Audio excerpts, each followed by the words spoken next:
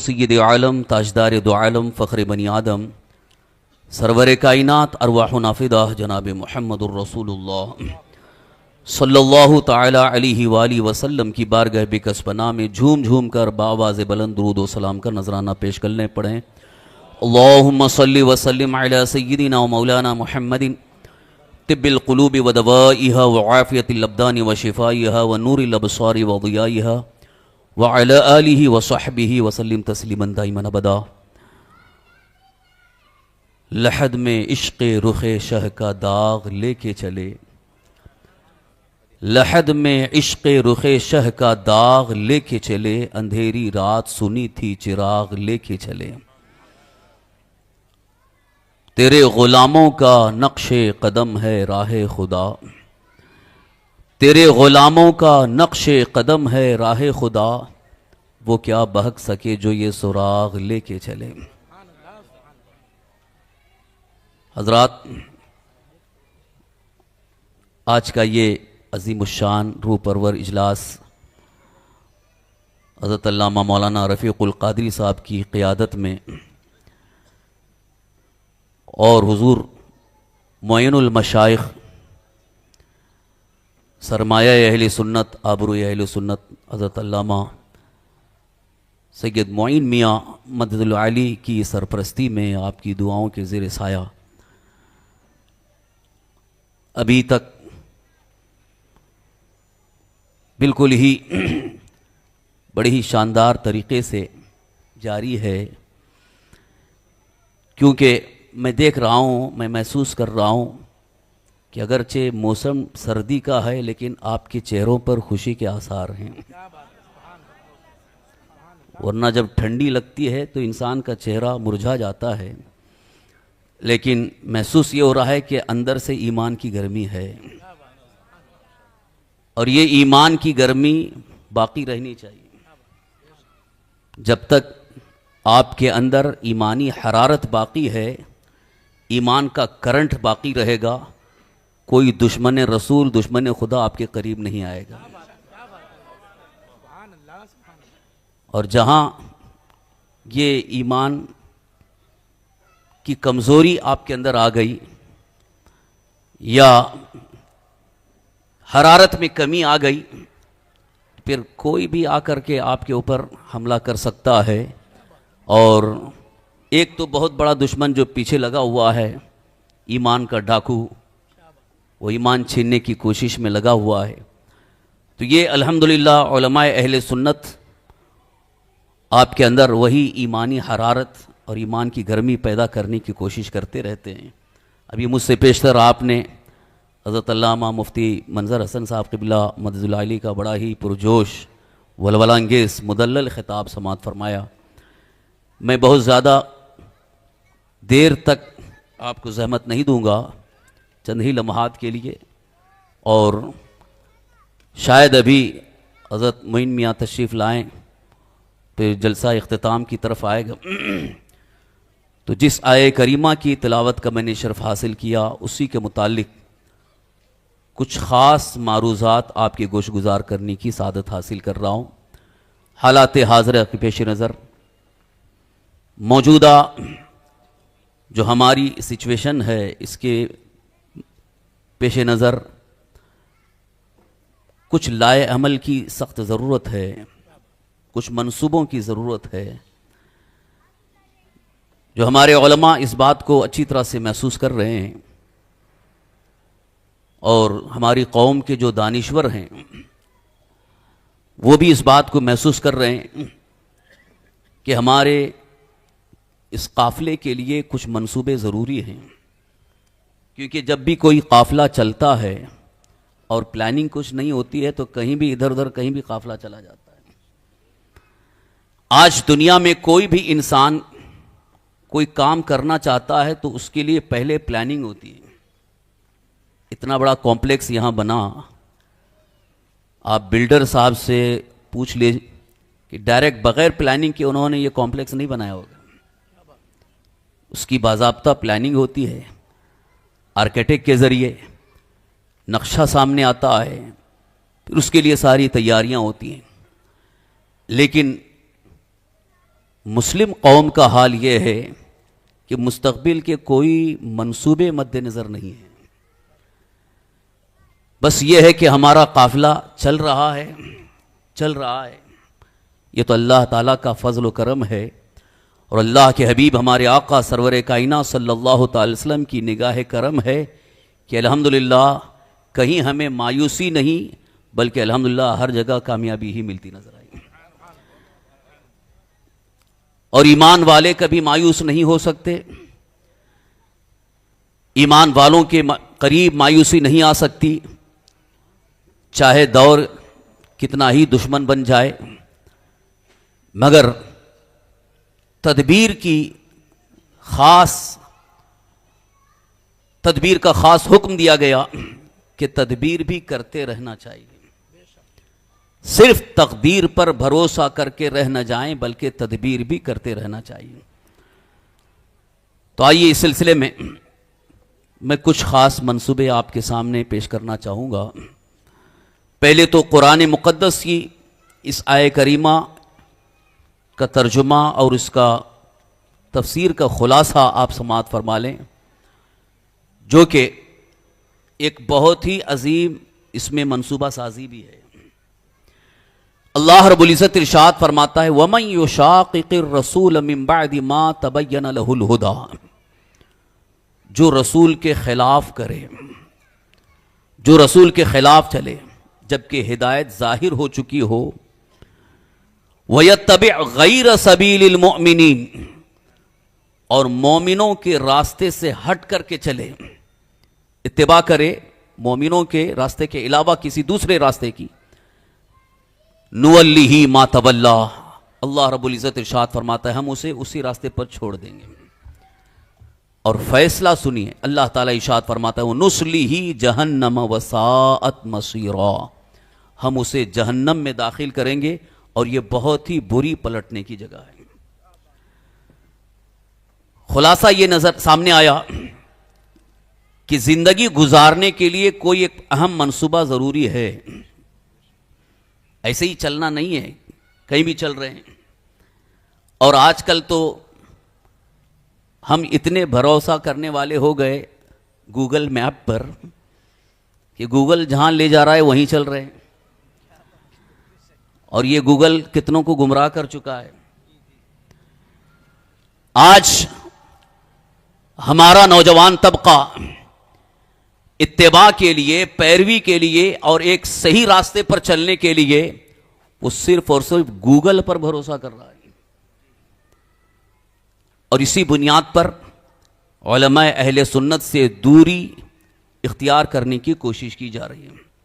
اور ایک ذہن دیا جا رہا ہے کہ یہ علماء سے کیا قریب ہونے کا، گوگل میں سب کچھ ہے، انٹرنیٹ آپ کے پاس ہے، نیٹ کنیکشن آپ کے پاس ہے، گوگل میں جا کے سرچ کرو بہت کچھ مل جائے گا. لیکن آپ دیکھ رہے ہیں یا ان میں سے بہت سارے حضرات کو تجربہ ہوگا، ایکسپیرینس ہوگا، جنہوں نے صرف گوگل پر بھروسہ کیا ہے وہ اکثر دھوکہ کھائے ہیں.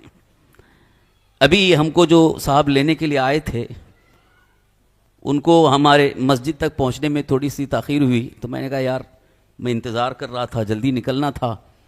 تو کہے گوگل میپ سے ہم چل رہے تھے تو ہم کو وہ ادھر لے کے چلا گئے، مدن پورہ آنے کے بجائے وہ دو ٹاکی کی طرف چلے گئے.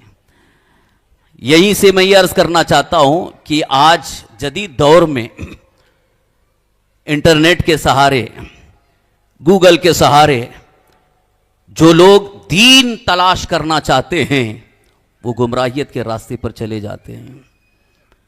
کوئی ضروری نہیں ہے کہ گوگل میں جو کچھ بھی پیش کیا گیا ہے، گوگل کے ذریعے جو آپ کو دین بتایا جا رہا ہے وہ مکمل 100% صحیح ہو، یہ ضروری نہیں ہے.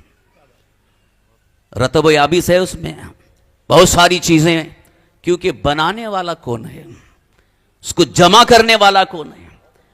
جب کوئی ایک کتاب لکھی جاتی ہے تو ہم پہلے کتاب کا رائٹر دیکھتے ہیں کہ رائٹر کون ہے. آج اگر کوئی آپ کے سامنے کوئی یہودی، کوئی نصرانی، کوئی کافر اور مشرک اپنے نام سے قرآن چھاپ کر کے دے دے تو کیا آپ اس کو قرآن سمجھ کے پڑھیں گے؟ اور یہ کوشش بھی کی گئی ہے اور مسلسل اس کے پیچھے یہودی لگے ہوئے ہیں کہ اب اس اصل قرآن کو ہٹا کر ایک نیا قرآن لایا جائے تاکہ مسلمان اس نئے قرآن کی طرف رجوع ہو اور پھر وہ ایمان سے ہاتھ دھو بیٹھے. یہ جو سب سے بڑا نقصان ہو رہا ہے، دین سے دوری جو اختیار کی جا رہی ہے، اس میں یہی ہے کہ گوگل کے ذریعے، انٹرنیٹ کے ذریعے، ویب سائٹس کے ذریعے ذہن و دماغ کو اس قدر گھما دیا جا رہا ہے کہ پھر آج کا نوجوان یا تو وہ گمراہیت کی طرف جا رہا ہے یا تو کنفیوژن میں ہے، وہ سمجھ نہیں پا رہا ہے کہ کیا صحیح ہے کیا غلط ہے، کس چیز کو اپنایا جائے، کس چیز کو قبول کیا جائے، کس چیز پر عمل کیا جائے. تو اسی لیے میں نے کہا پہلے پلاننگ ہونی چاہیے، منصوبہ سازی ہونی چاہیے، اور یہ منصوبہ کون دے یہ بھی ایک بڑا مسئلہ ہے. کوئی بھی منصوبہ پیش کر رہا ہے تو اس منصوبے کے پیچھے بھاگنے کی ضرورت نہیں ہے. اگر دین کے متعلق کوئی منصوبہ سازی ہو رہی ہے، پلاننگ ہو رہی ہے کہ کس چیز پر عمل کرنا ہے، کس چیز کی اتباع کرنا ہے، تو اس کے لیے باضابطہ جو قابل اعتماد علماء اہل سنت ہیں، مفتیان اہل سنت ہیں، انہوں نے کوئی منصوبہ بنایا ہو تو اس منصوبے کو آپ اپنائیں، انشاءاللہ صراط مستقیم پر گامزن ہو جائیں گے.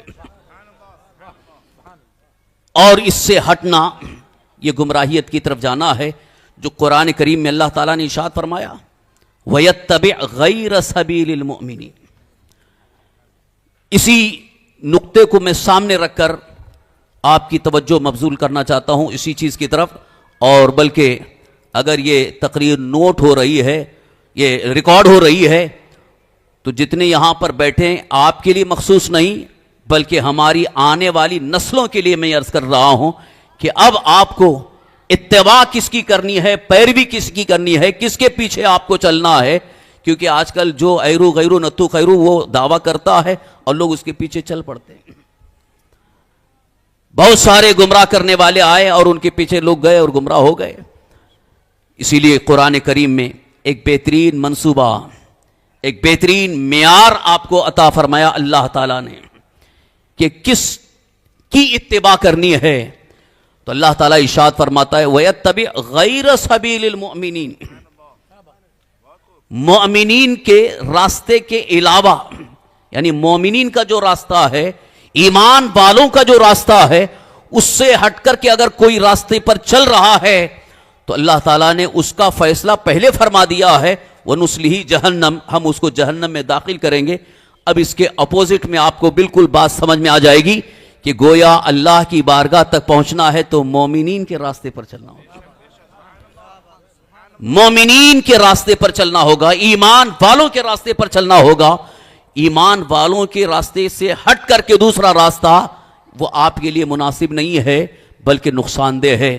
ایک حدیث پاک یاد آ گئی، مشکات شریف کی حدیث ہے. اللہ کے حبیب ہمارے آقا حضور سرور کائنات صلی اللہ تعالی وسلم نے ایک مرتبہ صحابہ کرام رضوان اللہ تعالی کے سامنے اپنے ہاتھ سے انگلی سے لکیر کھینچی.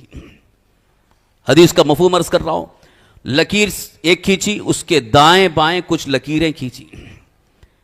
پھر صحابہ کو مخاطب کر کے حضور نے فرمایا جانتے ہو میں نے کیا کیا؟ یہ جو پہلے میں نے سیدھی لکیر کھینچی یہ صراط مستقیم ہے، اور اس کے دائیں بائیں جو میں نے لکیریں کھینچی یہ سب شیطان کے راستے ہیں. یعنی یہاں اشارہ دیا حضور صلی اللہ علیہ وسلم نے کہ صراط مستقیم تو ایک ہی ہے اور اس کے دائیں بائیں شیطان کے بہت راستے ہیں. لہذا آپ کے لیے بہتر تو یہی ہے کہ صراط مستقیم پر چلنا ہے اور دائیں بائیں جو شیطان کے راستے ہیں اس پر جانا نہیں ہے. تب اس کی پہچان کیا ہوگی کہ صراط مستقیم پر ہی چلیں، شیطان کے راستے پر نہ جائیں. اس کے لیے اللہ تبارک تعالیٰ نے یہ بھی ارشاد فرمایا وَاتَّبِعْ سَبِيلَ مَنْ أَنَابَ إِلَيَّ. قرآن کریم میں اللہ تعالیٰ ارشاد فرماتا ہے، یہ سورہ لقمان کی آیت ہے، اللہ رب العزت کا فرمان ہے وَاتَّبِعْ سَبِيلَ مَنْ أَنَابَ إِلَيَّ. تو اس کی راہ چل جو میری طرف رجوع لایا.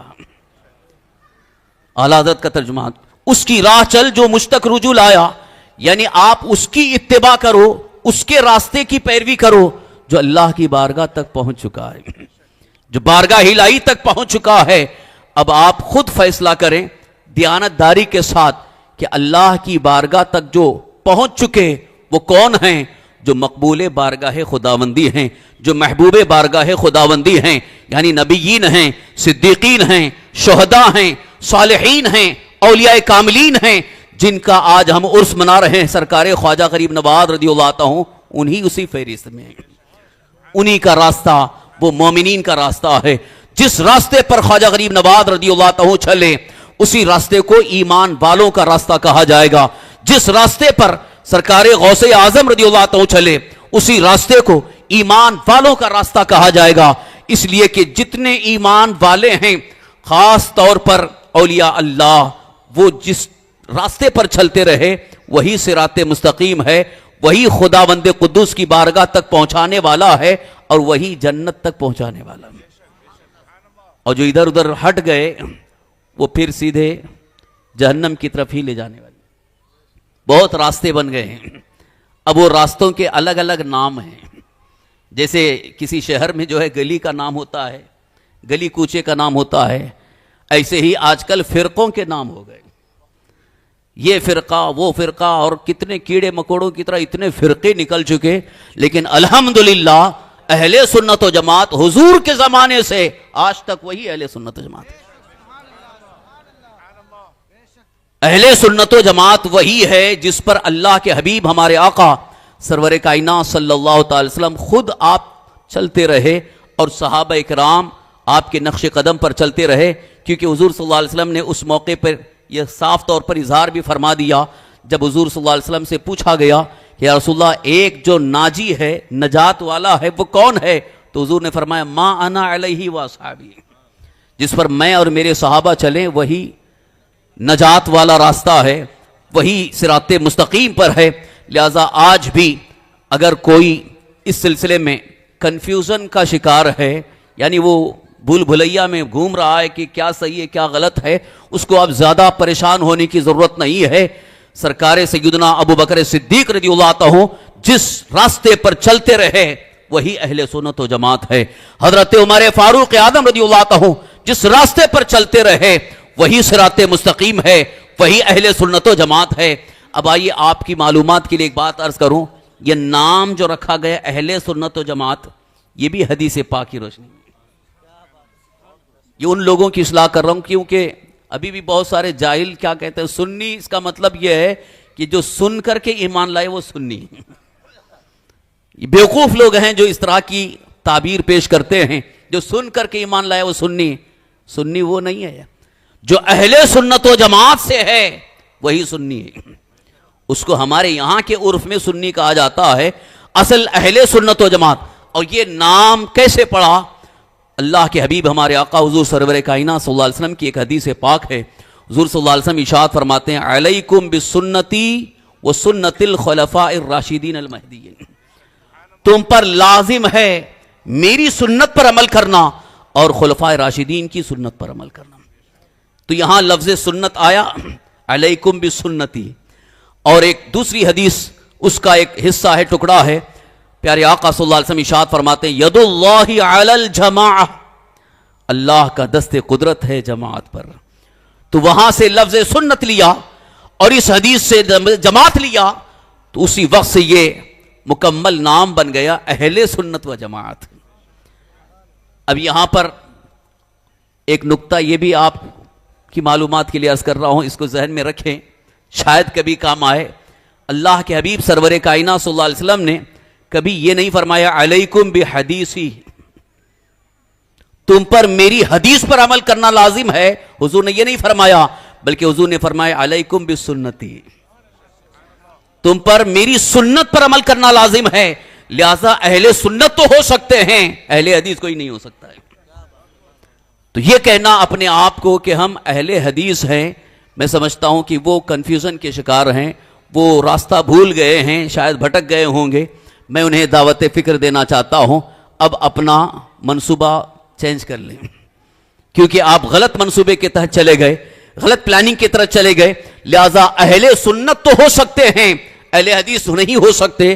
اس کی وجہ میں آپ کو بتاؤں، اس لیے کہ حدیث کسے کہتے ہیں علماء کرام سے آپ پوچھ لیں، کسی بھی معتبر دارالعلوم سے آپ یہ رابطہ قائم کر کے پوچھ لیں کہ حدیث کا معنی کیا ہے، حدیث کسے کہتے ہیں، وہاں سے آپ کو یہی ترجمہ ملے گا۔ اللہ کے رسول سرور کائنات صلی اللہ علیہ وسلم نے جو فرمایا وہ حدیث ہے، آپ کی زبان مبارک سے جو کلمات نکلے وہ بھی حدیث ہے، اور حضور صلی اللہ علیہ وسلم نے جو کیا وہ بھی حدیث ہے، اور حضور صلی اللہ علیہ وسلم کے سامنے صحابہ نے کیا اور حضور صلی اللہ علیہ وسلم نے اسے منع نہیں فرمایا، اس پر اپنی رضا کا اظہار فرمایا، وہ بھی حدیث ہے۔ تو حدیث کا مفہوم تو بہت وسیع ہے، لیکن حدیث تو عام ہے۔ اللہ کے رسول صلی اللہ علیہ وسلم نے جو بھی عمل کیا وہ سب حدیث ہے، لیکن امت کے لیے کچھ خاص چیزیں رکھی گئی ہیں، اور نبی کے لیے کچھ خاص چیزیں رکھی گئی ہیں کہ وہ صرف نبی ہی کے لیے ہیں اور امت کے لیے نہیں ہیں۔ تو وہ حدیث تو ہے، وہ سنت نہیں ہے، اور جس میں امت کو عمل کی اجازت دی گئی ہے وہ سنت ہے، اسے سنت کہا گیا۔ اسی لیے رسول پاک صلی اللہ علیہ وسلم نے فرمایا علیکم بسنتی، تم پر لازم ہے میری سنت پر عمل کرنا۔ ہر حدیث پر کوئی عمل کر کے نہیں دکھا سکتا، ہر حدیث پر عمل کر کے آپ بتا دیں نہیں ہو سکتا ہے۔ وجہ ایک، اللہ کے رسول سرکار دو عالم صلی اللہ علیہ وسلم کا ہر عمل حدیث ہے، اور حضور صلی اللہ علیہ وسلم کے لیے مخصوص ہے نکاح، 4 سے زیادہ نکاح کرنا یہ اللہ تعالیٰ نے آپ کو اختیار عطا فرمایا۔ حضور صلی اللہ علیہ وسلم کے لیے آج امتی کوئی بھی 4 سے زیادہ نہیں کر سکتا، 4 تک کے لیے محدود ہے۔ تو حدیث پاک میں تو ہے کہ اللہ کے رسول صلی اللہ علیہ وسلم نے 4 سے زیادہ نکاح کیا ہے۔ اب اگر کوئی یہ کہے کہ بھائی میں حدیث والا ہوں، میں حدیث پر عمل کروں گا، لہذا 4 سے زیادہ وہ نکاح کرنا چاہے، شریعت اس کی اجازت دیتی ہے؟ نہیں کر سکتا۔ حدیث ہے لیکن وہ سنت نہیں ہے۔ سنت نکاح تو ہے، لیکن امت کے لیے جس عمل کو کرنے کی اجازت دی گئی وہ سنت ٹھہرا۔ آج بھی ہمارے لیے سب سے بہترین منصوبہ یہ ہے کہ اللہ کے رسول سرکار دو عالم صلی اللہ تعالی وسلم کی ساری سنتوں کو سامنے رکھ کر اپنے عمل کے لیے ایک بہترین راہ مقرر کر دی جائے، متعین کر دی جائے۔ انشاءاللہ مکمل طور پر صراط مستقیم پر ہی ہمارا چلنا ہوگا۔ اگر اس سے ہٹ کر کے چلیں گے تو بہت بڑا نقصان یہ ہوگا کہ وہ جہنم میں جانے کے راستہ ہوگا، اور اس کا آخری ٹھکانہ جہنم ہوگا، جس کے بارے میں اللہ تعالیٰ نے ارشاد فرمائے وَسَاءَتْ مَصِيرًا، بڑا ہی برا ٹھکانہ ہے، بڑی خطرناک جگہ ہے۔ دنیا میں کوئی انسان کسی ایسی جگہ جانا پسند نہیں کرتا جہاں پر جانے کے بعد تھوڑی سی تکلیف ہو، تھوڑی سی تکلیف بھی گوارا نہیں کرتا، لیکن جہنم میں جانے کے لیے پتہ نہیں کیسے تیار ہو جاتا ہے۔ آج کل تو کچھ لوگ یہ کہتے نظر آتے ہیں ارے بعد میں جو ہوگا دیکھا جائے گا۔ اگر ان سے کہا جاتا ہے کہ بھئی یہ جہنم کا راستہ ہے، اس راستے پر چلو گے، اس عمل کو اپناؤ گے تو اس کی وجہ سے جہنم واجب ہو جاتی ہے، تو آپ یہ کہتے نظر آتے ہو کہ ارے بعد میں دیکھا جائے گا جو ہوگا۔ معاذ اللہ رب العالمین، یہ بے خوفی کا عالم ہے۔ اللہ تبارک تعالیٰ کا خوف دل سے نکل جاتا ہے تو اس طرح کی باتیں زبان سے نکلتی ہیں۔ اللہ کا خوف دل میں رکھ کر اسی راستے پر چلنے کی کوشش کریں جس راستے پر چلنے کے لیے اللہ اور اس کے حبیب صلی اللہ تعالی وسلم کے ارشادات ہمارے سامنے موجود ہیں۔ عزیزان محترم، اب عقیدے کے لیے، نظریات کے لیے، افکار کے لیے یہ سب سے بہترین منصوبہ یہ ہے کہ اہل سنت و جماعت کا جو موقف ہے اس پر جو قائم رہے گا یقیناً وہ صاحب ہدایت ہوگا۔ یہ ایک بہترین منصوبہ، یہ منصوبہ اس لیے عرض کر رہا ہوں کیونکہ آج کل ہمارے بچوں کے سامنے عقائد کے متعلق بھی کوئی منصوبہ مکمل نہیں ہے، تو ادھر ادھر بہکتے نظر آ رہے ہیں۔ کہیں بھی جا کر کے کسی بھی بات کو سن کر کے فوراً ایکسیپٹ کر لیتے ہیں، اور ابھی جو میں نے شروع میں کہا کہ گوگل کی طرف متوجہ ہوتے ہیں تو وہاں سے کچھ اور چیزیں ملنے لگتی ہیں، تو وہ اسی پر اعتماد کر کے وہ کہیں اور نکل جاتے ہیں۔ لہذا منصوبہ اتنا مضبوط کر لو، ایسا مضبوط منصوبہ بنا لو تاکہ ہمارے بچے اس منصوبے سے ہٹ کر کے زندگی نہ گزاریں، بلکہ اسی منصوبے کے ساتھ اپنی زندگی کی آخری سانس تک زندگی گزارنے کی کوشش کریں۔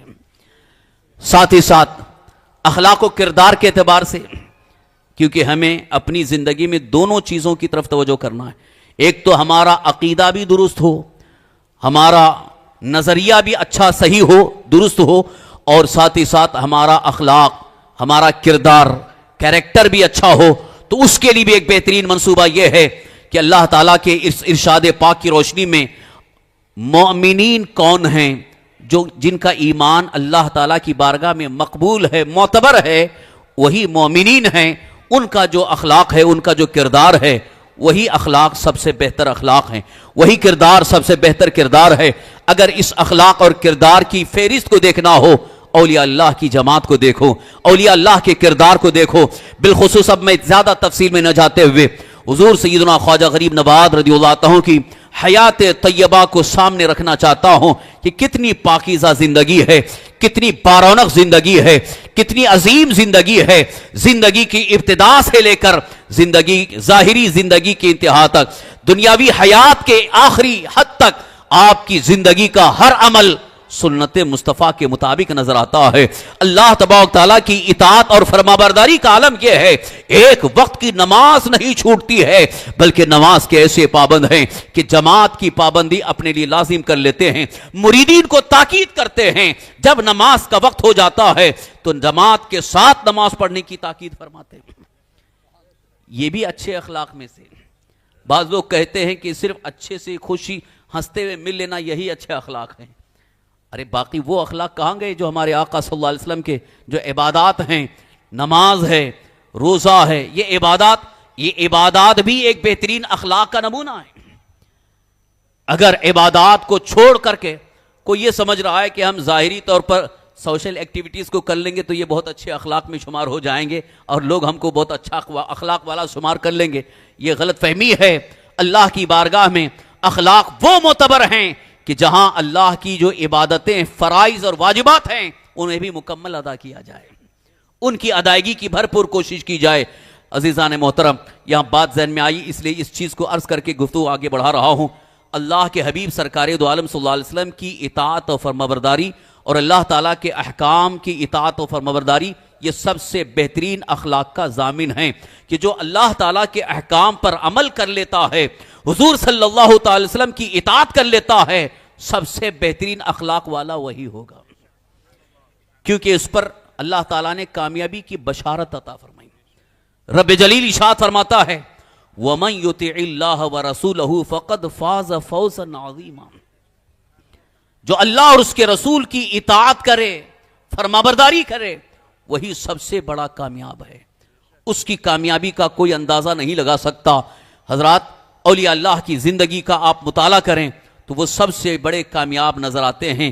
کامیاب تو حقیقت میں وہی ہیں کہ جب تک ظاہری حیات کے ساتھ زمین کی سطح پر موجود تھے تب بھی ان کا شہرہ تھا، تب بھی ان کا اقتدار سلامت تھا، تب بھی ان کی حکومت قائم تھی، اور جب اللہ کے حکم کے مطابق دنیا سے جب رخصت ہوتے ہیں، قبر میں تشریف لے جاتے ہیں، تب بھی ان کی حکومت دلوں پر قائم رہتی ہے.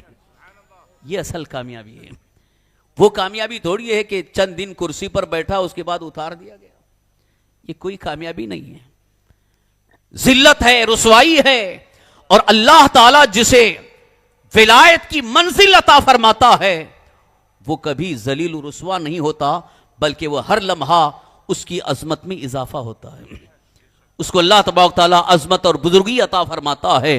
آج سلطان ہند عطائے رسول سرکار خواجہ غریب نواز رضی اللہ عنہ کی شان دیکھیں کہ 800 سال کا عرصہ گزر رہا ہے مگر آج بھی ایسی شان ہے اور دنیا والے دیکھ کر کے محسوس کر رہے ہیں، اور اپنے تو اپنے غیر بھی یہ کہتے نظر آ رہے ہیں راجہ تو خواجہ ہی ہے.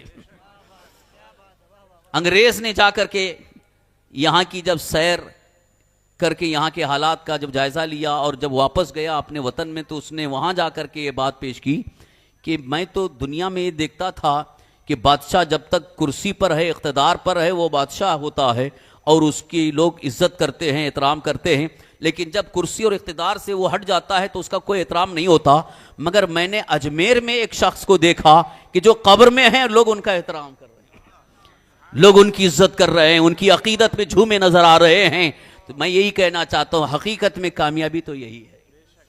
دنیا کے اقتدار سے کبھی کامیابی کا تصور نہیں ہے، بلکہ دنیا کا اقتدار ایک بہت بڑا امتحان ہوتا ہے، اور اس امتحان میں جو کامیاب ہو جائے پھر اسے حقیقی کامیابی مل جاتی ہے، ورنہ اکثر تو اس امتحان میں ناکام ہو ہی جاتے ہیں. اقتدار ملنے کے بعد اس امتحان میں جو کھرے اترے وہ کامیاب ہوتے ہیں، مگر اس امتحان میں جو ناکام ہو گئے وہ کامیاب نہیں ہو سکتے.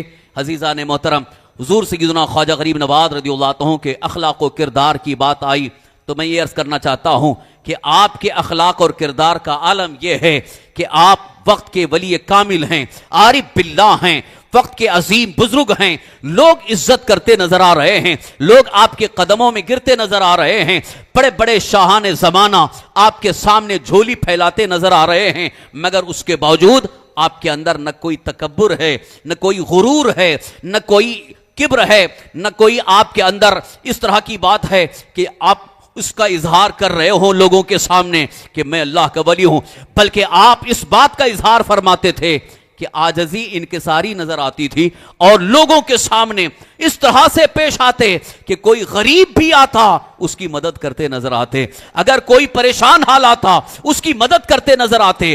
آج کا انسان اچھے انسان کو دیکھ کر کے اسے قریب بٹھا لیتا ہے، غریب اور پریشان حال آئے تو اسے بٹھانا پسند نہیں کرتا، مگر خواجہ غریب نواز رضی اللہ عنہ کے اخلاق یہ ہیں کہ غریبوں کو قریب بٹھاتے تھے اور ان کی دلجوئی فرماتے تھے۔ یہ میرے آقا صلی اللہ علیہ وسلم کے اخلاق ہیں۔ عزیزان گرامی، غریبوں کا حال آج کے اعتبار سے لوگوں کی نظر میں ایسا ہو گیا ہے کہ جو تھوڑا بہت غریب ہو جاتا ہے لوگ اس کو اچھی نظر سے دیکھنا پسند نہیں کرتے، گری نظر سے دیکھتے ہیں۔ رشتے کی بات آتی ہے تو پہلے ہی کہتے ہیں کہ وہ کتنا مال والا ہے، کتنا اس کے پاس مال ہے، کتنے کروڑ کا مالک ہے۔ میں آپ سے عرض کرنا چاہتا ہوں، اچھے اخلاق دیکھو، یہ مت دیکھو کہ کس کے پاس مال کتنا ہے۔ آج اگر بچوں کے رشتے کے لیے، بچیوں کے رشتے کے لیے تلاش کی جا رہی ہے تو سب سے پہلے مال دیکھا جاتا ہے کہ وہاں اس کے پاس مال کتنا ہے، کتنا کماتا کتنا ہے، بینک بیلنس کتنا ہے، اس کی سیلری کتنی ہے۔ اور آج کی بچیوں کو بھی یہی ذہن دیا گیا ہے، وہ رشتے کے وقت پہلے پوچھتی ہیں کہ اس کی کمائی کتنی ہے، اس کی سیلری کتنی ہے۔ معاذ اللہ رب العالمین، میں ان سے کہنا چاہتا ہوں یہی تمہاری بربادی کا سب سے عظیم مرحلہ ہے، لہذا پہلے اخلاق دیکھو اس کے بعد مال دیکھو۔ اور جو اخلاق نہیں دیکھ کر کے صرف مال دیکھ کر کے رشتہ کر رہے ہیں وہ دھوکہ کھاتے ہیں، اس لیے کہ وہ مال تو اس کے پاس موجود ہے، اللہ ماشاءاللہ کتنے ایسے مالدار کے بیٹے ہیں جو کبھی نشہ کرتے نظر آتے ہیں، کبھی ادھر ادھر اپنی زندگی برباد کرتے نظر آتے ہیں، طوائف کے اڈے پر نظر آتے ہیں، لیکن ایک غریب جس کے اخلاق اچھے ہیں، مال تو نہیں ہے لیکن دن بھر محنت مزدوری کر کے اپنی عورت کو خوش رکھ سکتا ہے، ایسا اخلاق مند تمہارے حق میں بہت بہتر ہوگا۔ آج رشتوں کی تلاش میں بہت دھوکہ کھا رہے ہیں، اور اسی وجہ سے اکثر دارالافتاء میں طلاق کے ہی استفتاء ہیں، کورٹ کچہری میں بھی طلاق خلا طلاق خلا، آئے دن اتنی طلاق ہو رہی ہے، اتنی طلاقیں ہو رہی ہیں کہ جس کی کوئی حد نہیں۔ پہلے اتنی طلاقیں نہیں ہوتی تھی، اس کی بڑی وجہ یہ ہے کہ پہلے اخلاق دیکھے جاتے تھے اور آج مال دولت ثروت دیکھی جا رہی۔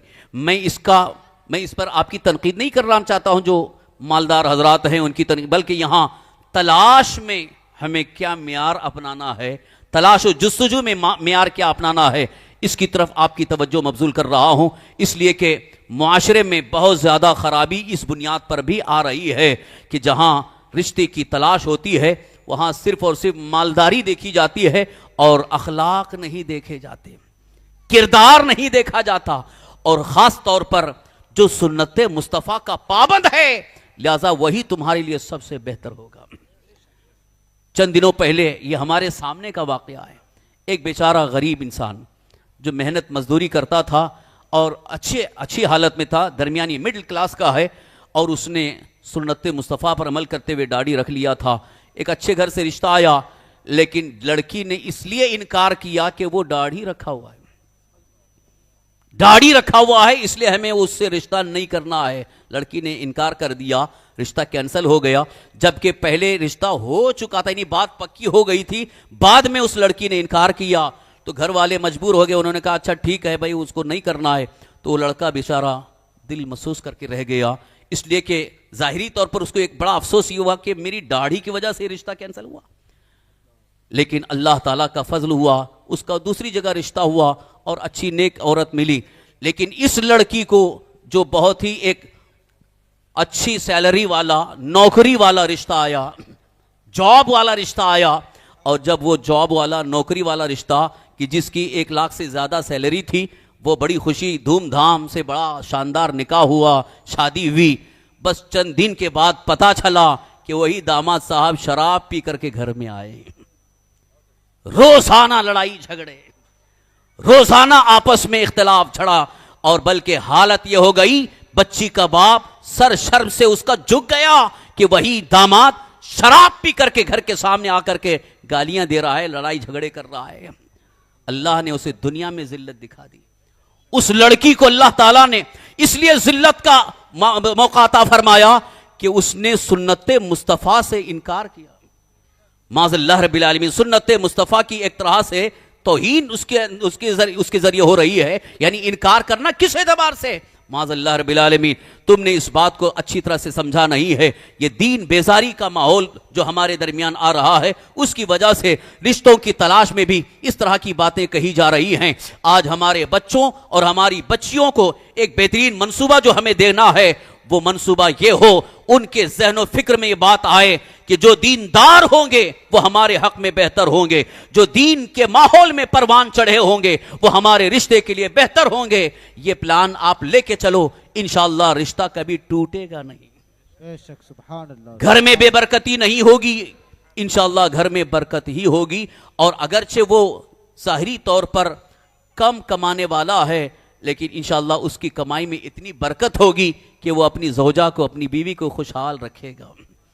اس کا ایک بہترین نمونہ اگر آپ کو دیکھنا ہو، آپ کے سامنے یہ علماء کی جو جماعت بیٹھی ہوئی ہے، اگر سیلری اور تنخواہ کی بات دیکھی جائے تو میں سمجھتا ہوں کہ 10-15 ہزار 20 ہزار اسی درمیان عام طور پر علماء کی تنخواہ ہوتی ہے۔ لیکن میں بڑی ذمہ داری کے ساتھ عرض کر رہا ہوں، الحمدللہ ہر عالم دین جو شادی شدہ ہے وہ بہت اچھے انداز سے بڑے خوشحال زندگی گزارتے ہیں۔ کہیں ایسا ہم کو سننے میں نہیں آیا کہ یہاں میاں بیوی میں جھگڑے ہو رہے ہیں، طلاق ہو رہی، شاید کہیں ہوا ہو، ورنہ عام طور پر الحمدللہ یہ علماء کی سنتوں پر عمل کی برکت ہے کہ ان کے گھر میں اتنی برکتیں ہوتی ہیں کہ خود بھی کھا رہے ہیں اور مہمان آتے تو مہمانوں کو بھی کھلا رہے ہیں۔ بے شک، سبحان اللہ، سبحان اللہ۔ عرض یہ کرنا چاہتا ہوں کہ ذہن بدلو، سوچ اچھی بناؤ، دینی سوچ پیدا کرو۔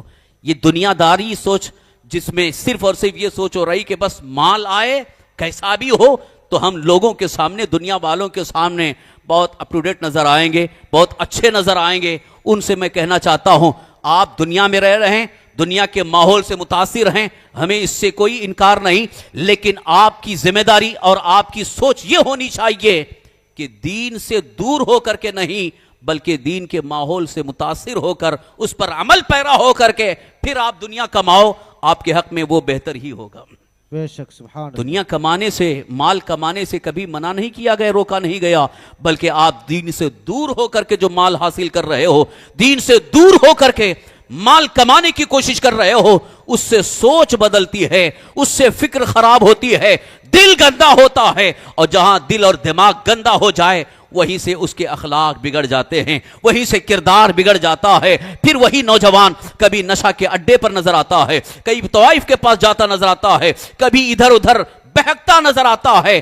ابھی میں اس سلسلے میں یہ محسوس کر رہا تھا کہ جن کے یہاں ابھی کھانے کے لیے گیا تھا حاجی عاشق علی صاحب، ان کے بچوں کو دیکھ کر کے بڑی خوشی ہوئی کہ بڑے نیک ہیں، بڑے بہت ہی دیندار نظر آئے۔ تو حاجی صاحب نے بھی کہا کہ الحمدللہ میرے بچے بہت فرما بردار ہیں۔ اسی وقت میں نے کہا جو حلال کمائی کما کر کے اپنے بچوں کو حلال کھلاتا ہے یقیناً اس کے بچے بھی فرما بردار ہوتے ہیں۔ بے شک، بچے فرما بردار ہوتے ہیں، جہاں اگر حرام کمائی آئی وہیں سے بچے بگڑتے نظر آتے ہیں۔ بچے بگڑنے کا ایک سب سے بڑا سبب حرام آمدنی کا آنا۔ تو اچھے اخلاق میں یہ بھی ہے کہ حرام آمدنی نہ آئے بلکہ حلال ہی آئے۔ لوگ یہ سمجھتے ہیں اچھا لباس پہن لینا یہ بہت اچھے اخلاق ہیں، برانڈڈ جوتا پہن لینا یہ اچھے اخلاق میں سے ہے، برانڈڈ موبائل لے لینا یہ اچھے اخلاق میں سے ہے، اونچے گھرانے کے لوگوں کا یہ سسٹم ہے۔ سوچ بدلو، بلکہ برانڈڈ چیزیں آپ اپنا رہے ہیں، اللہ نے آپ کو دیا ہے، اس اپنا شوق پورا کر رہے ہیں، لیکن میں یہ عرض کرنا چاہتا ہوں کہ آپ کی سوچ یہ ہو کہ ہمارا اخلاق اچھا ہو اور کردار اچھا ہو اور صرف حلال کمائی ہمارے قریب آئے، حرام آمدنی نہیں۔ اسی لیے بزرگان دین کی تعلیمات میں بالخصوص سرکار خواجہ غریب نواز رضی اللہ عنہ کی تعلیمات میں یہ ہے، خواجہ غریب نواز رضی اللہ عنہ نے اپنے مریدین کو تاکید فرمایا کہ حرام لقمہ یا حرام قطرہ تمہارے زبان کے قریب نہ آئے، حلال کھاؤ، حلال پہنو، حلال ہی استعمال کرو، اللہ تعالیٰ تمہاری دعائیں قبول فرمائے گا۔ یہ آپ نے شاید علماء سے بارہا سنا ہوگا، پھر عرض کر رہا ہوں یاد دلانے کے لیے کہ ایک صحابی رسول ہیں حضرت سعد بن ابی وقاص رضی اللہ عنہ، بارگاہ رسول صلی اللہ تعالی وسلم میں عرض کرتے ہیں، یا رسول اللہ صلی اللہ تعالی علیہ وسلم، میں مستجاب الدعوات ہونا چاہتا ہوں۔ مستجاب الدعوات مطلب جس کی دعا فوراً قبول ہو جائے۔ تو اللہ کے حبیب سرکار دو عالم صلی اللہ علیہ وسلم نے ارشاد فرمایا، اے سعد حلال کھاؤ، مستجاب الدعوات بن جاؤ گے، یعنی تم حلال کھاؤ، تمہاری دعا اللہ کی بارگاہ میں قبول ہوگی۔ یہاں سے انہیں اپنا جائزہ لینا چاہیے جو کبھی کبھی شکوہ شکایت کرتے ہیں، حضرت ہماری دعا قبول ہی نہیں ہو رہی ہے، اور امام صاحب کے پاس، عامل صاحب کے پاس تعویذ لینے کے لیے جاتے ہیں، اتنا بڑا تعویذ دے دیجئے کہ ہماری ساری پریشانی دور ہو جائے، اور روز حرام کمائی ہو رہی ہے، روز حرام آمدنی آ رہی ہے۔ تو ایسی حالت میں یہ تعویذ کام نہیں آئے گا، ایسی تعویذات آپ کے لیے فائدہ مند نہیں ہوگی۔ پہلے مال دیکھو کہ مال تمہارے پاس جو آ رہا ہے وہ حلال ہے یا حرام ہے۔ اگر حلال مال آ رہا ہے تو پھر میں تو یقین کے ساتھ کہوں گا انشاءاللہ آپ کو تعویذ کی بھی ضرورت نہیں پیش آئے گی، بلکہ اللہ تعالیٰ ویسے ہی آپ کو برکتیں عطا فرمائے گا۔ بے شک، سبحان اللہ، سب سے بڑا تعویذ تو آپ کے پاس قرآن موجود ہے، قرآن مقدس اللہ نے عطا فرمایا، جس میں شفا بھی ہے، جس میں برکتیں ہیں، جس میں ہدایت ہے، جس میں اللہ کی رضا کی سارے کام موجود ہیں۔ اسی قرآن مقدس کو چھوڑ کر نہ جانے کہاں کہاں بھٹک رہے ہیں۔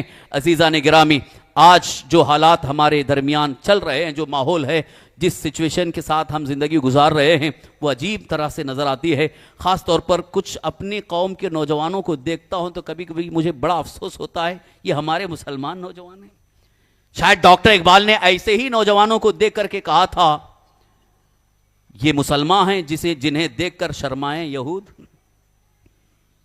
کچھ ایسے نوجوان ہیں جنہوں نے اپنی زندگی کے لیے ایسا پلان بنا لیا کہ ہم کو اسی طرز پر چلنا ہے جو فلمی ہیرو نے کیا تھا یا کیا ہے، اور ابھی لیٹسٹ جو چل رہا ہے وہ فلمی ہیرو اگر ادھر منڈا کر کے اوپر بال مکمل رکھ رہا ہے تو وہی چل رہے ہیں، وہی ٹرینڈ ہے۔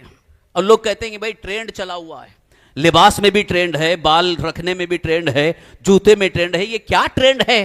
آپ کو تو قرآن میں اللہ نے فرمایا تھا کہ تمہیں اتباع کرنا ہے، میرے محبوب کی اتباع کرنا ہے، میرے رسول کی اطاعت کرنی ہے، اور میرے جو محبوب بندے ہیں ان کے نقش قدم پر چلنا ہے۔ تو اللہ کے محبوب صلی اللہ علیہ وسلم کی زندگی کو چھوڑ کر اس گنہگار، اس دنیا دار، اس پاپی ہیرو کی زندگی کے پیچھے پڑے ہو۔ اسی لیے ذلت ہے، اسی لیے رسوائی ہے، لہذا چھوڑو ان کی زندگی کو۔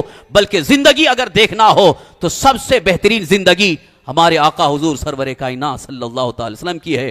عزیزان محترم، یہاں سے ایک بات آپ کے ذہن میں اتار کر کے میں گفتگو ختم کرنا چاہتا ہوں۔ سیرت و سنوارنے کے لیے، کردار کے لیے، اخلاق کے لیے انسان یہ سوچتا ہے کہ میں ایسے اخلاق اپناؤں جن اخلاق کو اپنا کر لوگوں کی نظر میں محبوب ہو جاؤں، لوگوں کی نظر میں میری عزت بنے، لوگ مجھے چاہنے لگیں، لوگ میری عزت کرنے لگیں، یہاں تک کہ وہ اسی خواہش میں پھر کبھی الیکشن کے لیے کھڑے ہونے کی تیاری کر لیتا ہے تاکہ لوگوں کی نظر میں میری عزت بن جائے، کبھی مسجد میں ٹرسٹی بننے کی تیاری میں مصروف ہو جاتا ہے لوگوں کی نظر میں میری عزت بن جائے، کبھی کہیں پر وہ صدر بننے کی کوشش میں لگا رہتا ہے تاکہ میری عزت بن جائے۔ لوگوں، یہ دنیا کے عہدے ہیں، یہ دنیا کا اقتدار ہے، جو تمہاری خواہش ہے عزت کی، اگر عزت تلاش کرنا ہو تو اللہ کے حبیب صلی اللہ علیہ وسلم کی سیرت پر عمل کر کے عزت تلاش کرو، بے شک، سبحان کیونکہ وہی تمہیں عزت مل سکتی ہے، وہی سے تمہیں عزت عطا ہو سکتی ہے۔ اگرچہ وقت کے عہدیدار نہیں ہو مگر سنت مصطفیٰ پر عمل پیرا ہو، اللہ تمہیں اتنی عزت عطا فرمائے گا کہ وقت کا صاحب اقتدار بھی تمہاری عزت کرتا نظر آئے گا، کیونکہ اللہ تعالیٰ جسے عزت عطا فرمائے اسے کوئی ذلیل و رسوا نہیں کر سکتا، اور جسے اللہ تعالیٰ عزت نہ دے دنیا کی کوئی طاقت اسے عزت نہیں دے سکتی۔ عزت اللہ کی بارگاہ سے، عزت اللہ تبارک تعالیٰ کی عطا سے حاصل ہوتی ہے، لہذا کردار اور اخلاق کے لیے ہمیں ادھر ادھر فلمی ہیرو اور ان کے اخلاق کو دیکھنے کی ضرورت نہیں ہے، بلکہ سب سے بہترین کردار، سب سے بہترین کیریکٹر، سب سے بہترین اخلاق اللہ کے حبیب ہمارے آقا حضور سرور کائنات صلی اللہ تعالی وسلم کے اخلاق ہیں، بلکہ جن کی اخلاق کی تعریف اللہ نے فرمائی ہو ان کے اخلاق کتنے بلند ہوں گے۔ وَإِنَّكَ لَعَلَىٰ خُلُقٍ عَظِيمٍ، اللہ تعالیٰ فرماتا ہے محبوب آپ سب سے بلند اخلاق پر ہیں۔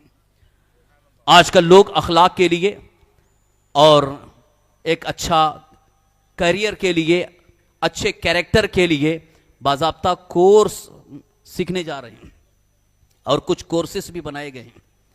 ابھی ایک نیا یہ ٹرینڈ یہ بھی چلا ہے کہ کچھ کورس ایسے بنائے گئے ہیں کہ نوجوان اگر کہیں اچھا جاب کرنا چاہتا ہے، کسی کمپنی میں جاب کرنا چاہتا ہے، تو اسے یہ کورس کرنا پڑتا ہے جس میں کیا وہ کہا جاتا ہے کمیونیکیشن سکلز، یعنی اس کو باڈی لینگویج کیسی ہونی چاہیے، اس کے بولنے کا انداز کیسا ہونا چاہیے، زبان کیسے استعمال کرنا چاہیے، یہ باقاعدہ اس کا کورس بنا ہوا ہے۔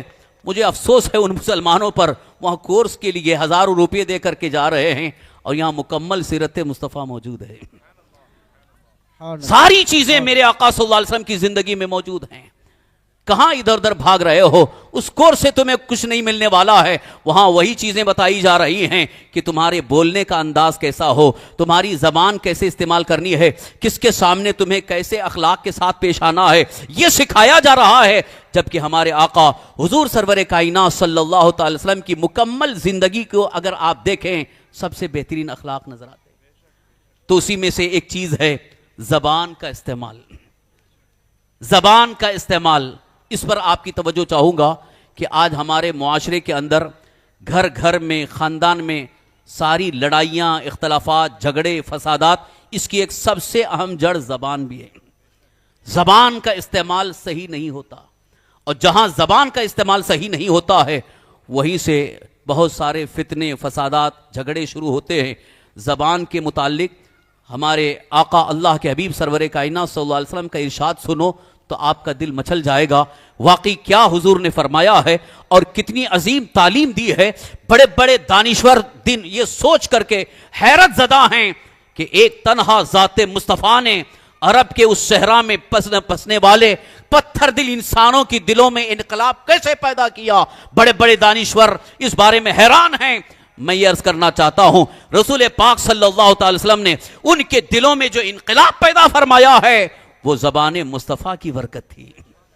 حضور صلی اللہ علیہ وسلم کی زبان اور زبان سے نکلنے والے الفاظ، آپ کے انداز تکلم، لہذا حضور صلی اللہ علیہ وسلم کی زبان مبارک تو وہ زبان رسالت ہے، وہ زبان نبوت ہے، وہ اللہ کی خاص عطا ہے۔ اور ساتھ ہی ساتھ حضور صلی اللہ علیہ وسلم نے ہمیں جو تعلیم دی ہے وہ حضور نے بھی یہی تعلیم دی ہے کہ تم زبان کو صحیح طریقے سے استعمال کرو، زبان کا غلط استعمال نہ کرو۔ بلکہ حضور نے تو یہاں تک ارشاد فرمایا المسلم من سلم المسلمون من لسانہ و یدہ، صحیح معنوں میں مسلمان وہ ہے جس کی زبان اور ہاتھ سے سارے مسلمان محفوظ رہیں، محفوظ رہیں، امن میں رہیں۔ لیکن آج ہوتا کیا ہے، جس کے پاس تھوڑی بہت دولت آ گئی وہ دوسرے کو، تھوڑا جو غریب ہے اس کو حقارت کی نظر سے دیکھتے ہوئے گری ہوئے الفاظ بولنے لگتا ہے، اور کبھی کبھی آپس میں تھوڑی سی انبن ہو جاتی ہے تو فوراً زبان پہ گالی آ جاتی ہے۔ گالی گلوچ زبان پر لانا یہ بہت ہی بڑی بے حیائی ہے، یہ جہالت ہے۔ آج اپنے بچوں کو بھی یہ تربیت دی جائے کہ زبان پر گالی نہ آنے پائے۔ بڑا افسوس ہوتا ہے کبھی کبھی ماں باپ خود اپنے بچوں کے سامنے گالیاں دیتے رہتے، اور کچھ لوگوں کی تو عادت ہی بنی ہوئی عام گفتگو میں بھی وہ گالی بولتے رہتے ہیں، یعنی وہ گالی کو گالی ہی نہیں سمجھتے۔ حالانکہ اللہ کے حبیب سرکار دو عالم صلی اللہ علیہ وسلم نے ارشاد فرمایا سباب المسلم فسوق، مسلمان کو گالی دینا یہ گناہ ہے، فسق ہے، یہ گناہ میں شمار ہے۔ لہذا اپنی زبان پر گالی نہ آنے پائے اور کسی کی تحقیر کے الفاظ نہ آنے پائے، بلکہ اس کی عزت نفس کا خیال رکھا جائے، تو انشاءاللہ العزیز یہ زبان کا صحیح استعمال ہوگا تو گھر میں کبھی اختلافات اور جھگڑے نہیں ہوں گے، فتنے اور فسادات نہیں ہوں گے، دوستوں میں آپس میں اختلاف نہیں ہوگا۔ یہ جو آج کل گھروں کے اندر ایک بہت بڑا اختلاف چل پڑا ہے، اور ایک ٹرینڈ یہ بھی ہے کہ ساس بہو کا جھگڑا، یہ بھی بہت زیادہ مشہور ہو گیا۔ یہاں میں ان کی اصلاح کے لیے بھی چند باتیں عرض کرنا چاہتا ہوں، شاید ہماری ماں اور بہنیں سن رہی ہوں گی، کیونکہ جب کوئی ایک عورت ساس کی منزل اختیار کر لیتی ہے، یعنی جب بہو گھر میں آ جاتی ہے، اب بہو اور ساس میں اختلاف اور جھگڑے کی سب سے بڑی جڑ یہ زبان ہے۔ یا تو وہ آنے والی لڑکی زبان درازی کرنے لگتی ہے, تیز بولنے لگتی ہے, تو ساس بگڑ جاتی ہے اور اس کے خلاف ہو جاتی ہے, پھر وہ ہر معاملے میں اسے ٹوکنے لگتی ہے. یا تو کبھی ساس تیز زبان ہے اور بیچاری بہو گھر میں آ کر کے وہ پریشان رہتی ہے, جب دیکھو مجھے ٹوکا جا رہا ہے, جب دیکھو مجھے پریشان کیا جا رہا ہے, پھر آپس میں جھگڑا, آپس میں اختلافات, اور نوبت یہاں تک آ جاتی ہے. آج کل کی لڑکیاں تو برداشت نہیں کر سکتی, قابل برداشت نہیں ہیں, تھوڑی سے الفاظ سننے کے قابل نہیں ہوتے ہیں, بلکہ وہ ڈانٹ کر کے کہتے ہیں ہم گھر چھوڑ کے چلے جائیں گے, ہم نہیں رہیں گے. یہ گھر بگڑ رہے ہیں, گھر خراب ہو رہے ہیں, رشتے ٹوٹ رہے ہیں. ان کی بھی ایک وجہ وہ زبان کا استعمال ہے. تو آج نکاح سے پہلے اپنے بچوں کو اور اپنی بچیوں کو زبان کے استعمال کی تربیت دی جائے کہ زبان سے اچھے الفاظ ظاہر ہوں اور غلط الفاظ نہ نکلیں, گالی گلوچ نہ ہو, اور کسی اپنے سے اونچے, اپنے سے بڑے, اپنی سے بڑی عمر والوں کے سامنے ہمیں بڑی عزت کے ساتھ بات کرنا ہے. اللہ کے حبیب سرکار دو عالم صلی اللہ علیہ وسلم کا ارشاد ہے, من لم یرحم صغیرنا ولم یوقر کبیرنا فلیس منا, جو ہمارے چھوٹوں پر رحم نہیں کرتا اور جو بڑوں کی تعظیم نہیں کرتا وہ ہم میں سے نہیں ہے. لہذا بہو کی ذمہ داری ہے کہ وہ ساس کی تعظیم کرے, ساس سسر دونوں کا احترام کرے, عزت کرے, شوہر کی عزت کرے. اسی طرح سے ساس کی ذمہ داری ہے کہ بہو ہماری بیٹی کی منزل میں ہے, لہذا اس کے ساتھ شفقت کے ساتھ پیش آئے. ایسا نہیں کہ وہ غیر کی بیٹی ہے تو اس کے ساتھ ایسا رویہ, اپنی بیٹی کے لیے تو بہت کچھ اچھا رویہ ہوتا ہے, اور دوسری کی بیٹی گھر میں آ گئی تو اس کے لیے وہ رویہ نہیں ہے. رویہ چینج ہو جاتا ہے. رویہ چینج نہیں ہونا ہے. آپ بڑے ہیں, بڑے رہو, اور چھوٹوں پر مہربانی کرو, ان کے ساتھ شفقت کے ساتھ پیش آؤ, اچھے اخلاق کے ساتھ پیش آؤ, انشاءاللہ وہ تمہاری عزت کرتے نظر آئیں گے. یہ گھر گھر کا ماحول جو بگڑ رہا ہے اس کے لیے اس چیز کی اصلاح بھی ضروری ہے. عزیزان محترم, اب آئیے قرآن مقدس میں بھی اللہ تعالیٰ کا ارشاد سن لیں. اللہ تعالیٰ ارشاد فرماتا ہے, یا ایھا الذین آمنوا اتقوا اللہ وقولوا قولا سدیدا. اللہ تعالیٰ ارشاد فرماتا ہے, ایمان والو اللہ سے ڈرو اور درست بات کرو. قولوا قولا سدیدا, یعنی جب بھی تم بات کرو, جب بھی تمہاری زبان سے الفاظ نکلیں تو اچھے الفاظ نکلیں, اچھی گفتگو ہو, اچھا کلام ظاہر ہو, تاکہ سننے والے کو اچھا بھی لگے, سننے والے کے دل پر کوئی گرانی محسوس نہ ہو, اس کی توہین نہ ہو, اس کی بے عزتی نہ ہو, اس کا استہزاء اور مذاق نہ ہو. اور قرآن پاک میں تو صاف طور پر مذاق اڑانے سے بھی منع فرمایا گیا. لا یسخر قوم من قوم, کوئی قوم کسی قوم کا مذاق نہ اڑائے. یہ بھی زبان کا استعمال ہے. تو زبان کے استعمال کی تعلیمات قرآن میں, حدیث پاک میں اتنی زیادہ ہیں, اس کے باوجود آج ہمارے معاشرے میں, ہمارے گھروں میں اختلافات اور لڑائی جھگڑے. لہٰذا آپ سے میں التماس کرتا ہوں, گزارش کرتا ہوں کہ ایک بہترین منصوبہ یہ بھی ہو کہ اپنے بچوں کو روزانہ قرآن و حدیث کی روشنی میں اچھے اخلاق کی تعلیم اور تربیت دی جائے. یہ سب سے بہترین منصوبہ ہے.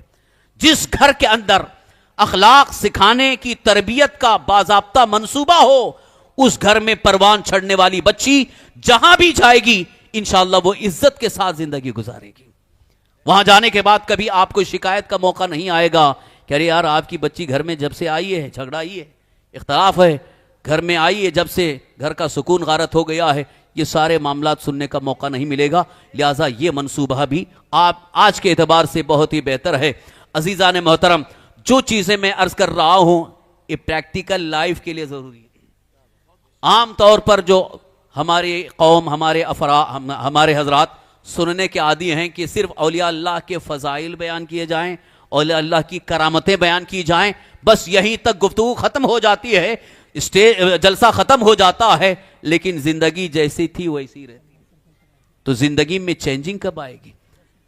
زندگی میں انقلاب کب پیدا ہوگا؟ صرف اور صرف اولیاء اللہ کی کرامتیں سن کر وہیں تک اپنی زندگی کو محدود رکھنا یہ کافی نہیں ہے, بلکہ ان کی کرامتوں کے ساتھ ساتھ ان کے اخلاق و کردار کو بھی سننے کی صلاحیت رکھو, ان کے اخلاق و کردار کو بھی اپنانے کی کوشش کرو. اس لیے کہ جب تک ان کے اخلاق و کردار کو نہ اپنایا جائے اپنی زندگی بہتر نہیں ہو سکتی ہے. اپنی زندگی کو بہتر بنانا ہے تو اولیاء اللہ کے اخلاق و کردار کو بھی اپنانے کی ضرورت ہے.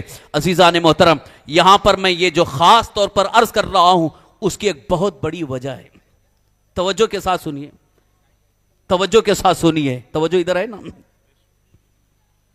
ابھی حضرت تشریف لائیں گے, حضرت کی زوردار زیارت نعرہ بھی ہو لگا جائے دے, گی. نعرے تکبیر اور بلند آواز سے نعرہ لگا. ادھر دیکھیں بھائی, ادھر دیکھیں آپ لوگ. ابھی جب حضرت آئیں گے تو ہم ہی لوگ سب سے پہلے دیکھیں گے. سب لوگ بلند آواز سے ہاتھ اٹھا کے نعرے کا جواب دیں. نعرے تکبیر, نعرے رسالت, نعرے رسالت, یا رسول اللہ. عرس خواجہ غریب نواز, مسلک اعلی حضرت, علماء اہل سنت, حضرت علامہ مفتی سمیر صاحب قبلہ. نعرہ تکبیر, نعرہ رسالت. درود شریف پڑھ لیں. اللہم صلی وسلم علی سیدنا مولانا محمد معدن الجود والکرم وعلی آلہ واصحابہ بارک وسلم. صلاۃ و سلام علیک یا رسول اللہ, صلاۃ و سلام علیک یا حبیب اللہ. یہ باتیں میں نے خاص طور پر اس لیے بھی ذکر کی ہیں, شاید ہو سکتا ہو کچھ لوگوں کو یہ محسوس ہو رہا ہو کہ سرکار خواجہ غریب نواز رضی اللہ عنہ کی شان بیان کرنی چاہیے, اخلاق کی بات کیوں. ذرا غور سے سنیے. آج ہم الحمدللہ پوری دنیا کے سامنے بڑے دعوے کے ساتھ کہتے ہیں کہ ہمارا دین حق ہے, بے شک ہمارا مذہب اسلام حق ہے, بے شک, اور سبحان اسلام اللہ. ہی سچا دین ہے. اور الحمدللہ اسلام جو ہم تک پہنچا ہے, پہنچانے والے اللہ کے اولیاء, بزرگان دین, مشائخ کرام, ان کی زندگی سے ہمیں اسلام ملا ہے, ان کے کردار سے ہمیں اسلام ملا ہے. لیکن آج دنیا کی دوسری قومیں یہ ہم سے سوال کرتی ہیں کہ تم کہتے ہو اسلام سچا ہے, تمہارا دین سچا ہے, تمہارے اولیاء اللہ سچے ہیں, لیکن آج تمہارے درمیان کا کردار و اخلاق دیکھا جائے تو ہمیں تو اسلام نظر نہیں آتا. کیا بات ہے. یہ سب سے بڑا سوال ہے. اور بہت سارے دانشور اس سلسلے میں میری حمایت کریں گے کہ واقعی میں کئی ایسے مواقع ہیں جہاں پر کوئی غیر مسلم سوال کرتا ہے تو وہاں جواب دینا مشکل نظر آتا ہے کہ اسلام سچا ہے, اسلام کی تعلیمات سچی ہیں, مگر آج مسلمان پوری طرح سے اس پر عمل پیرا نہیں. اگر صحیح معنوں میں عمل پیرا ہوتا تو ہمارے محلوں کا وہ حال نہیں ہوتا جو آج حال ہے. ساری گندگیاں ہمارے محلوں میں. ظاہری طور پر دیکھا جائے تو جدھر دیکھو ادھر کوڑا کرکٹ کا ڈھیر پڑا ہوا ہے, کچرے کا ڈھیر پڑا ہوا ہے, اور ان کے علاقے میں جاؤ تو بڑا پوش علاقہ ہے, صاف ستھرا صفائی ہے. آپ کو معلوم نہیں ہے صفائی کا پیغام کس نے دیا ہے؟ اللہ کے حبیب ہمارے آقا سرور کائنات صلی اللہ علیہ وسلم نے ارشاد فرمایا النظافت نصف الایمان, صفائی آدھا ایمان ہے. سبحان اللہ, سبحان تو اللہ. صفائی کا تصور مذہب اسلام نے دیا ہے, پاکی کا تصور اسلام نے دیا ہے. اور آپ کو یہ سن کر کے حیرت ہوگی, پاکی ناپاکی کے جتنے احکام اسلام میں ہیں کسی مذہب میں آپ کو نہیں مل سکتے. بے شک, سبحان اللہ. حق کہ بات کس ہے. صورت میں انسان ناپاک ہوتا ہے اور کس طرح سے اسے پاک ہونا پڑتا ہے, پاکی کے لیے کتنے طریقے ہیں, پاکی کا کیا انداز ہے. اگر مکمل طور پر اسلامی احکام کو پڑھو تو یقیناً آپ کا دل کہے گا واقعی اسلام سچا ہے.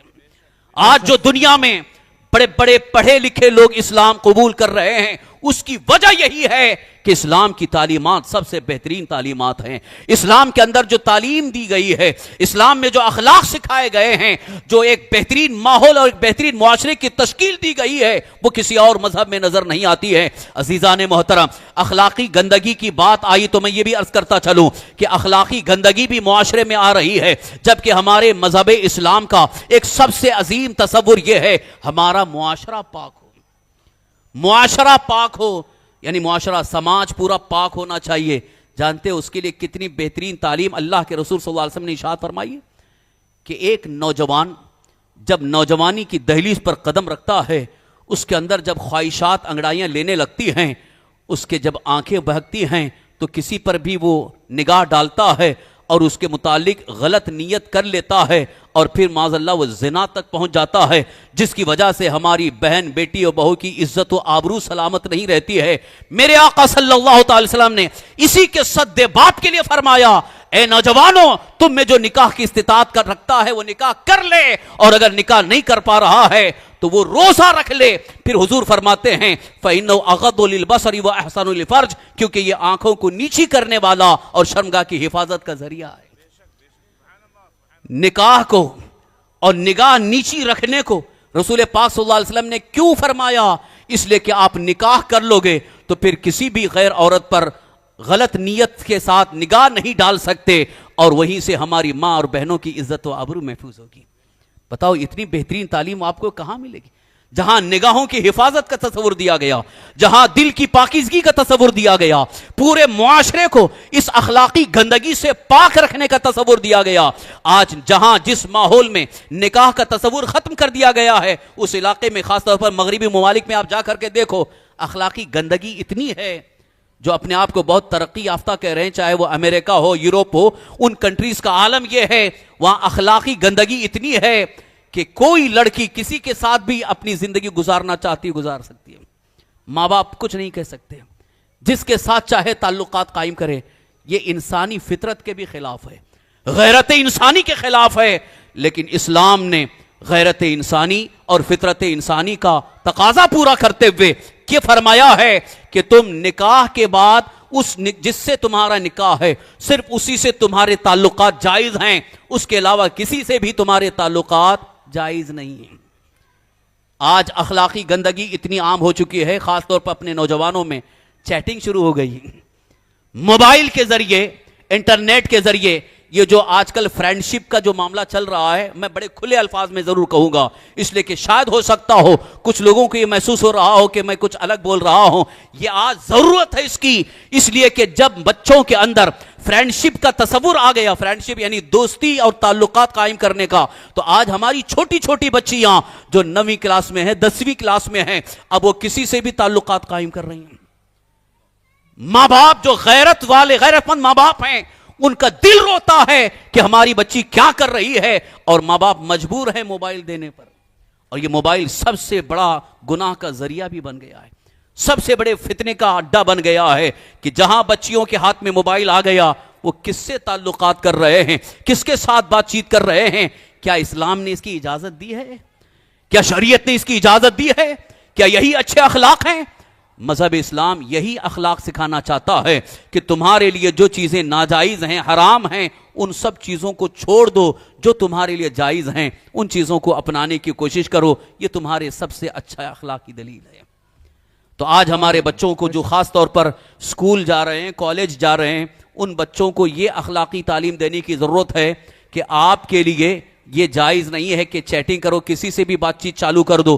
بچیوں کو خاص طور پر میں یہ اس لیے عرض کر رہا ہوں، آج ہماری قوم کی بیٹیوں کا حال یہ ہو گیا ہے کہ وہ چیٹنگ کرتے کرتے کون ان کے ساتھ انسٹاگرام پہ کون آ رہا ہے کچھ نہیں پتا ہے، چاہے مسلمان ہو غیر مسلم ہو، اس سے بھی تعلقات قائم ہو رہے ہیں. یہ جو غیر مسلموں سے نکاح کر کے کافر و مرتد ہوتی جا رہی ہیں، اس کی سب سے بڑی وجہ یہ چیٹنگ ہے، یہ انسٹاگرام پہ تعلقات ہیں، یہ فرینڈشپ ہے. یعنی اس دوستی کو ایک فیشن بنا لیا گیا ہے، جبکہ یہ کوئی فیشن ہمارے لیے جائز نہیں ہے. یہ فیشن جو بنا لیا گیا ہے کہ جس کے ساتھ چاہے ہم دوستی کر سکتے ہیں. اور تعجب کی بات یہ بھی ہے، میں نے جب یہ سنا تو مجھے بڑا افسوس ہوا، بڑی شرم کی بات ہے کہ بہت ساری شادی شدہ عورتیں بھی اپنے شوہر کے علاوہ کسی غیر مرد سے وہ بھی چیٹنگ کرتے ہیں اور تعلقات قائم کر رہے ہیں.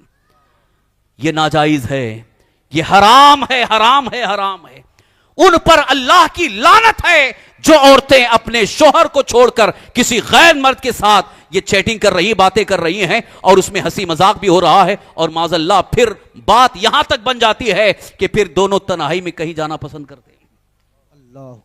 یہ ہو رہا ہے، یہ حالات ہیں، یہ درد دل ہے جو میں آپ کے سامنے پیش کر رہا ہوں.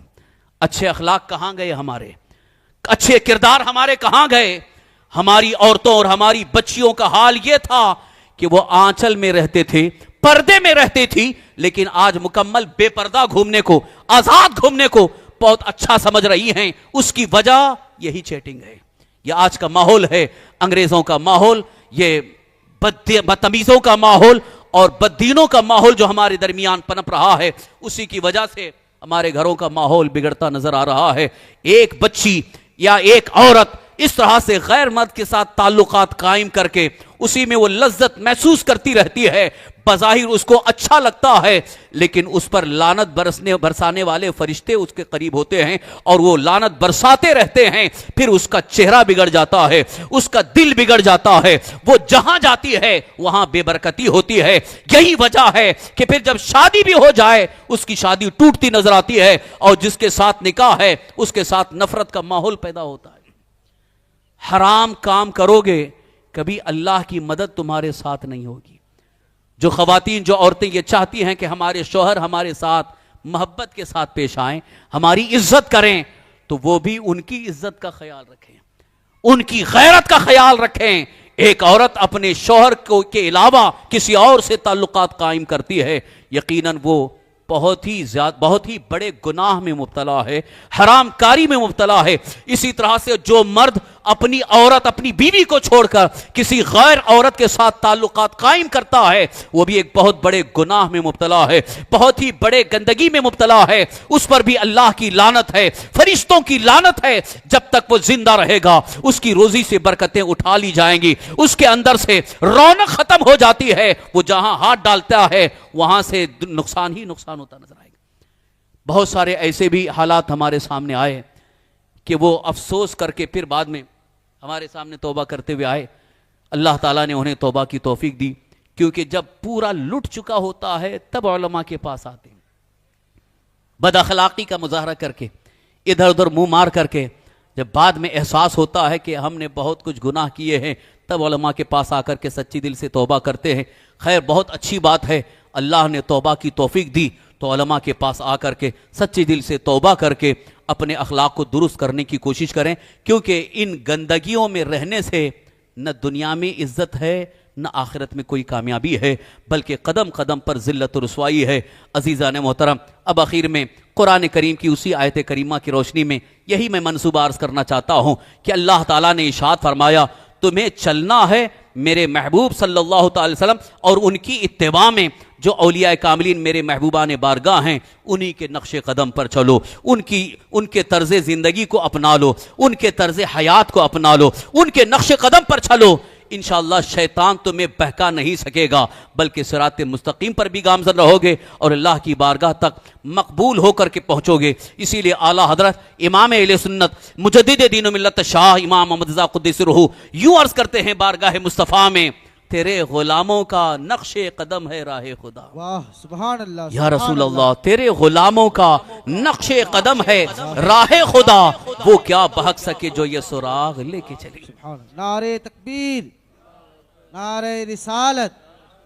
علماء اہل سنت عرس خواجہ غریب نواز حضرت علامہ مفتی زبیر صاحب قبلہ حضور سیدنا خواجہ غریب نواز رضی اللہ عنہ کی سیرت کا ایک گوشہ عرض کر رہا ہوں، چونکہ یہ بھی اخلاق سے تعلق رکھنے والا ہے.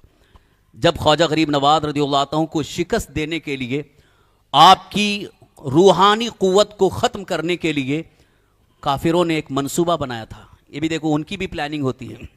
ان کی پلاننگ کیا ہوتی ہے، ان کا منصوبہ کیا ہوتا ہے، وہ بھی آپ ذرا مد نظر رکھیں. کافروں نے یہ پلان بنایا کہ خواجہ غریب نواز رضی اللہ عنہ جہاں پر چلہ کشی فرما رہے ہیں، جہاں پر ذکر الہی میں موجود ہیں، آپ کا چلہ کہاں ہے؟ انا ساگر کے قریب. آج بھی وہ جگہ محفوظ ہے جہاں پر لوگ تبرک کے لیے، برکت کے لیے جاتے ہیں. چلے میں آپ تشریف فرما ہیں اور ذکر الہی میں مصروف ہیں. تو کفار نے ایک منصوبہ، ایک پلان یہ بنایا کہ یہ ان کی روحانی قوت کو ختم کرنے کے لیے ایک بہترین راستہ یہ ہے کہ انا ساگر کے پاس برہنہ ننگی لڑکیوں کو بھیج دیا جائے تاکہ وہ مکمل برہنہ ہو کر وہاں پر نہانے لگیں گی. ان کی نگاہ ان پر پڑے گی تو ان کی روحانی قوت کا خاتمہ ہو جائے گا. اس پلان کے ساتھ جہاں خواجہ غریب نواز رضی اللہ عنہ ذکر الہی میں مصروف بیٹھے ہیں، وہیں قریب میں انا ساگر کے قریب ایک دم مکمل پورے کپڑے اتار کر ننگی اور برہنہ لڑکیوں کو وہاں بھیجا گیا. وہ نہانے لگیں تاکہ وہ ہم ان کو دیکھیں. مگر قربان جاؤ عظمت خواجہ پر، الحمدللہ سرکار خواجہ غریب نواز رضی اللہ عنہ کی نگاہ نیچے تھی، نگاہ اٹھی نہیں. ایک دن گزر گیا، ان لوگوں نے دیکھا کہ شاید وہ دیکھ لیں، مگر کوئی ادھر سے نگاہ ہی نہیں اٹھی، توجہ ہی نہیں اٹھی. دوسرے دن بھی یہی منظر رہا، تیسرے دن بھی یہی معاملہ رہا، مگر سلطان الہند عطائے رسول خواجہ غریب نواز رضی اللہ عنہ کی نگاہ نہیں اٹھی. نگاہ جو نیچی تھی تو نیچے ہی رہ گئی. اس کے بعد ان کافروں نے کھل کر کے کہا اس روحانی طاقت کو کوئی شکست نہیں دے سکتا.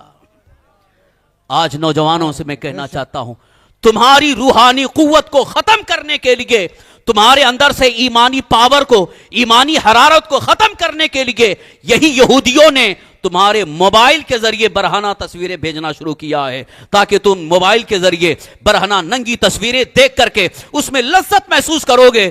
تمہارے اندر سے ایمانی حرارت ختم ہوگی, روحانی پاور ختم ہو جائے گا, پھر تم کسی لائق نہیں رہو گے. پھر کفار آ کر کے تمہیں مار کر کے بھی چلے جائیں گے, تمہیں جواب دینے کی ہمت نہیں ہوگی. آج جو بزدلی کا ماحول میں دیکھ رہا ہوں اس کی سب سے بڑی وجہ یہی ہے کہ آج ہمارا نوجوان انہی برہنہ تصویروں میں, اسی نشہ میں, اسی غلط کاری میں مبتلا ہو کر اپنی روحانی قوت کو کھو چکا ہے.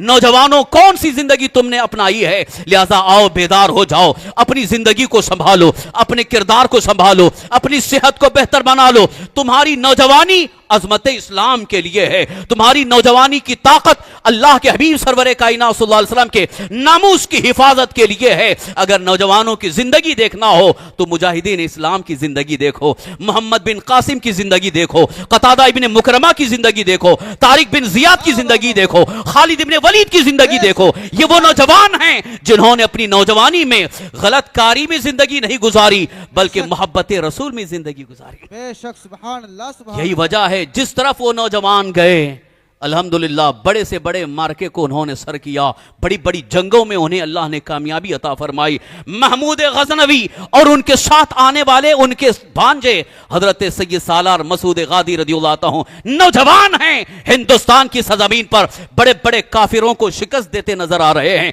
بڑے بڑے سرماؤں کو زیر کرتے نظر آ رہے ہیں. وجہ کیا تھی؟ اس لیے کہ ان کے اندر جو روحانی قوت تھی وہ اخلاق مصطفیٰ کی تھی. آج ضرورت اس بات کی ہے کہ اللہ کے حبیب ہمارے آقا حضور سرور کائنات صلی اللہ تعالی وسلم کی مکمل سیرت کو, آپ کے اخلاق کو اپنانے کی کوشش کریں. اسی لیے ڈاکٹر اقبال نے بھی بڑے اچھے انداز میں کہا ہے ہمیں کرنی ہے شہنشاہ بطحا کی رضا جوئی. کیا بات ہے, سبحان اللہ. حضور کی رضا جوئی یعنی آپ کے اخلاق اپنا لیں تو حضور ہم سے راضی ہو جائیں گے, اور جس سے حضور راضی ہو جائیں یقیناً اللہ اس سے راضی ہو جائے گا. ہمیں کرنی ہے شہنشاہ بطحا کی رضا جوئی, وہ اپنے ہو گئے تو رحمت پروردگار اپنی. بارگاہ رسالت میں آپ صلی اللہ تعالی وسلم میں اپنی غلامی کا انداز پیش کرتے ہوئے سب سے پہلے اپنے اخلاق کو, اپنے کردار کو, اپنے کیریکٹر کو سیرت مصطفیٰ کے سانچے میں ڈھل کر گزارنے کی کوشش کریں گے. بے شک, کوشش سبحان کریں گے اللہ, انشاءاللہ. اور منصوبہ بھی ہمارے پاس جو ہونا ہے وہ اپنے بچوں کے لیے اور اپنی بچیوں کے لیے ایک بہترین پلان, ایک بہترین منصوبہ ہو, تاکہ اسی منصوبے کے تحت ہمارے بچے اور بچیاں زندگی گزار کر ایک اچھے انسان بن کر کے نمودار ہوں, تاکہ ان کی بھی عزت ہو اور ماں باپ کی بھی عزت ہو.